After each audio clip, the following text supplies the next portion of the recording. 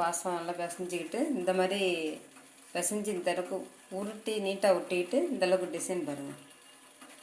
கரண்டில் வச்சு அப்படியே உருட்டி எடுத்துட்டிங்கன்னா இந்த மாதிரி டிசைனில் வரும். பாருங்கள், இந்த மாதிரி டிசைனில் வரும் பாஸ்தா.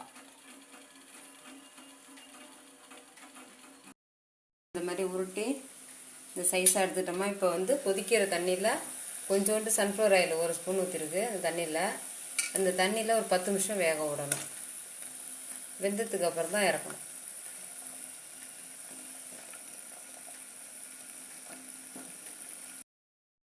அதான் பாருங்கள், இந்த மாதிரி உருட்டி நம்ம போட்டு இந்த 10 நிமிஷம் ஆகலை. இன்னும் கொஞ்சம் நேரம் பாஸ்தா செய்யறதுக்காக பல்லாரி போட்டுட்டேன். ஒரு பல்லாரி பெருசில் போட்டேன். கேரட்டு பெருசில் போட்டேன். 15 பீன்ஸ் போட்டிருக்கேன்.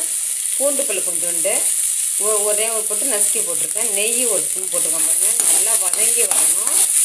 நல்லா வதங்கி வரவும் தேவையான அளவு உப்பு போட்டாச்சு. பாருங்கள், நல்லா வதங்கி வந்துட்டு தக்காளி 1 பெருசு தக்காளி, பெரிய தக்காளியில் 1 பாருங்க அரைச்சி வச்சுருக்கேன். அதையும் ஊற்றிக்கிறோம். நல்லா வதக்கி வந்துதான் இதையும் நல்லா வதக்கிட்டு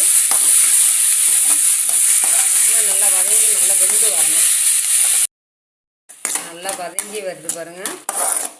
இப்போ கரம் மசாலா தூள் இந்த பாருங்கள் 1 டீஸ்பூன் போடுறேன். மிளகுத்தூள் அது கொஞ்சமாக, ஏன்னா பசங்க சாப்பிட்றதில்ல, நல்லா கொஞ்சமாக போட்டுக்கணும். ரொம்ப போட்டால் காரமாக இருக்கும். இந்த பாஸ்தாலாம் நம்ம வீட்டில் இருக்கிறத வச்சே செய்யலாம். வெளியில் வாங்கிட்டு செத்துறதுலாம் உடம்புக்கு நல்லதில்லை. வீட்டில் வச்சே நம்ம செய்யலாம். நல்லா அது வதங்கி வரட்டும்.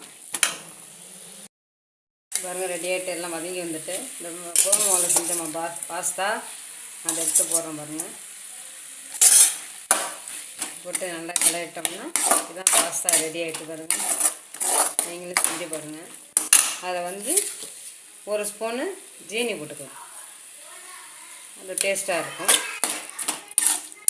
இன்னும் காரம் வேணும்னா தனிமிளகாத்தூள் கொஞ்சோண்டு போட்டுக்கலாம், சேர்த்துக்கலாம். நீங்கள் காரம் வேணும்னாக்கா பாஸ்தா ரெடி. நீங்களும் செஞ்சு பாருங்கள். பாருங்கள், நீங்களும் செஞ்சு பார்த்து சாப்பிடுங்க. எப்படி இருக்குன்னு சொல்லுங்கள். ஃப்ரெண்ட்ஸ், நம்ம பாஸ்தாலாம் வெளியில் வாங்க தேவையில்ல, வீட்டிலே கோதுமை மாவு வச்சு பாஸ்தா செய்யலாம். சூப்பராக இருக்குது ஃப்ரெண்ட்ஸ். பாஸ்தா எங்கள் ஆத்தா செஞ்சு கொடுத்தாங்க. நல்லா இருக்குது, சூப்பராக இருக்குது. Thank you friends.